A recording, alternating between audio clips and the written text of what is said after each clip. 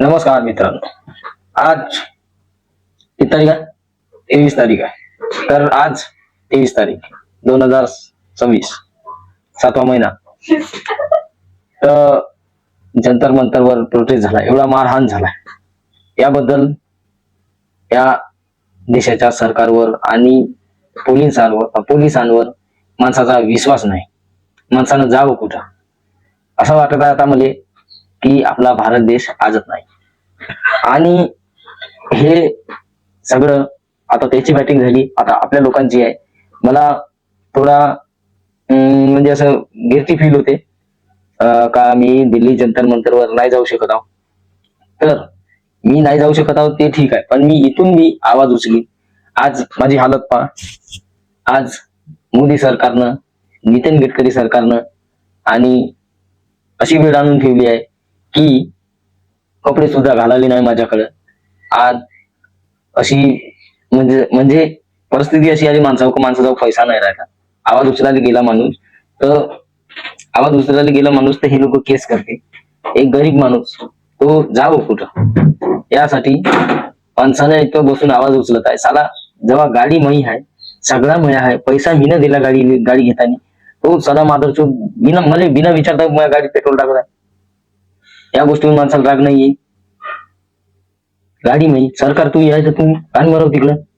सारा मई गाडी मी का टाकीन, पाणी टाकीन का टाकीन, तो माझ्या निर्णय आहे. तू कोणसाला इथं नाम करणार ते ठीक आहे, ते जाऊ द्या, तो लहान मुद्दा आहे, तो आम्ही नंतर सॉल्व्ह करू. पण हा आजच्या युवा पिढीवर, समोरच्या युवा पिढीसाठी जे लढून राहिले आहे, आजची जी युवा पिढी आहे ते समोरच्या पिढीसाठी लढून राहिले, त्यांच्यावर लाठीचार्ज केला जर, आणि आम्हीच ते उलटा त्यांना जबाब दिला, लाठीचार्ज करून, दगडफेक करून. तर काही साले ते म्हणतात ना प्रोपोगेंडा फैलवणारे काहींचे चमचे, त्यांना फक्त पोलिसांना मारताना दिसतात, पोलिसाच्या गाड्या फोडताना दिसतात, पण जेव्हा पोलिस मारतात ते नाही दिसत.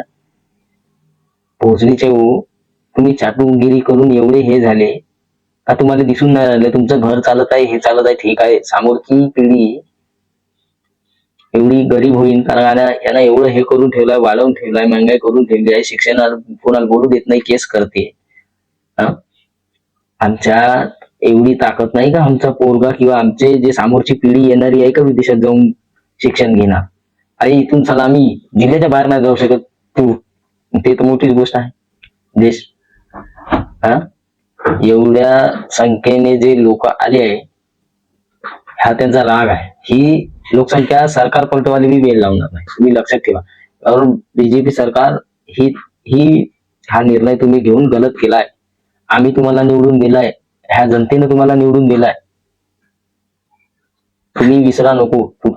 तुम्ही जे उभे आहे आदर फेकून राहिले ते आमची बदौलत आहे, हे विसरा नको. आणि आदरणीय देवाभाऊ आमच्या महाराष्ट्राचे मुख्यमंत्री यांना आमच्या जनतेवर मारण्याची आम्हाला इच्छा नव्हती, पण जनतेनं आमच्यासोबत गलत केली. अरे साल्या आम्ही तुम्हाला निवडून दिलाय, जनतेनं. तुम्ही आम्हाला निवडून नाही दिलाय. आम्ही तुम्हाला निवडून दिलाय की तुम्ही समोर जाऊन चांगलं करावं आमचं. आता वोटिंग साठी तुम्ही या, मग दाखवू आम्ही तुम्हाला की तुम्ही किती लोकांसोबत गलत केलाय. तुम्हाला माहित पडलं पाहिजे की तुम्ही किती लोकांवर गलत केलाय. आणि मी इथून समोर माझा हे चॅनल नव्हतं की मी हे व्हिडिओ बनवावं, पण देशाच्या येणाऱ्या जनरेशन आणि आताच्या जनरेशनवर तुम्ही असे अत्याचार करतात की जसे काही जण ते जनावर आहे. ही गोष्ट गलत आहे. आम्ही बाहेरचं तर ठीक आहे, पण आमच्या महाराष्ट्राचे मुख्यमंत्री देवेंद्र भाऊ फडणवीसजी, तुमचे मुलं बाळ शिकू शकतात बाहेर. आमचे समोरची पिढी आहे ते आम्हाकडे एवढा पैसा नाही की आम्ही बाहेर शिकवावं. तुम्ही साला गव्हर्नमेंट शाळा बंद करून राहिले, थोडीशी लाज वाटायला पाहिजे तुम्हाला. प्रायव्हेट शाळेत लोकांना शिकवा लागत आहे, गव्हर्नमेंट शाळेला प्राधान्य नाही देऊन राहिले. तुम्ही शिक्षण नाही भेटून राहिले तिथे बराबर. तुमची बारी झाली, आता आमची बारी आहे. तुम्ही टॉस जिंकला होता, पहिली बॅटिंग तुम्ही घेतली, आता आमची बॅटिंगची बारी आहे. उद्या 24 तारीख आहे, 24 तारखेला अजून सांगण्यात आलाय. मी कालच तिकीट बुक करून जाणार होतो, पण 24 तारीख दिली आहे. तर काल जाता जाता 24 तारीख निघून जाणार म्हणून मी काही गेलो नाही. जर समोर तारीख वाढवल तर मी इथून निघणार प्रोटेस्ट साठी. मी इथून निघणार आणि जाणार. या देशाच्या युवा पिढीसाठी आम्ही दुरून दुरून जमा होणार.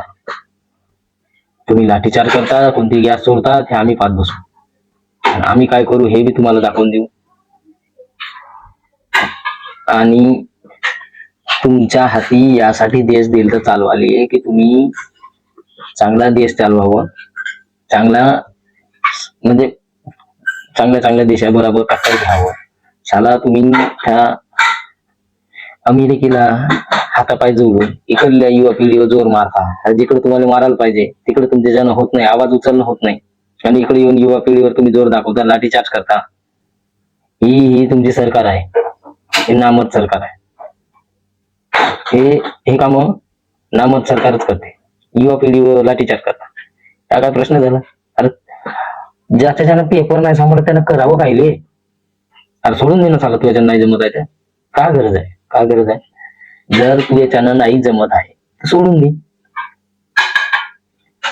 आमच्याच्यानं कोणती वस्तू नाही जमत, आम्ही जबरदस्ती करतो. लोकांना त्रास नको ना. तुम्ही तुमच्या घरी काय घाला आम्हाला नाही माहित, पण लोकांना त्रास नको व्हायला. तुम्ही काय करायचं ते करा.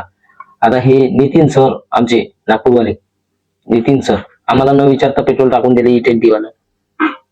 समजत नाही गाडी मई आहे का कोणाची आहे, काय चाललंय काय नाही. आणि एक महत्वाची गोष्ट, या देशात ज्याचं काम आहे तो व्यक्ती करतच नाही. पेट्रोलवाल्याचं काम तो दुसराच करते. रोड मंत्री, वाहतूक मंत्री, पेपर लीक वाल्याचं काम ते आर्मी वाल्याने दिलंय. काही समजत नाही. तो देशाची रक्षा करायला त्याने तयार केलाय का पेपर ट्रान्सफर करायला तयार केलाय? अरे साला, तुमच्या ज्यानं तुमचे कामं नाही होत भोसडीचे होत सोडून द्या. नाही जमत तुमच्या ज्यानं नाही होत तुमच्या ज्यानं काही करणार. तर वीडियो खूप लंबा होता है, तो मैं नेक्स्ट पार्ट में दूसरा आणतो अजून वीडियो. आप तुम मेरे वीडियो में बने रहो, एक से एक वीडियो मिलेंगी. और अभी यहाँ से हर सच्चाई का पर्दाफाश होगा, वो भी आपल्या मराठी भाषेत. तुम्ही बनून राहा लास्ट वेळेस.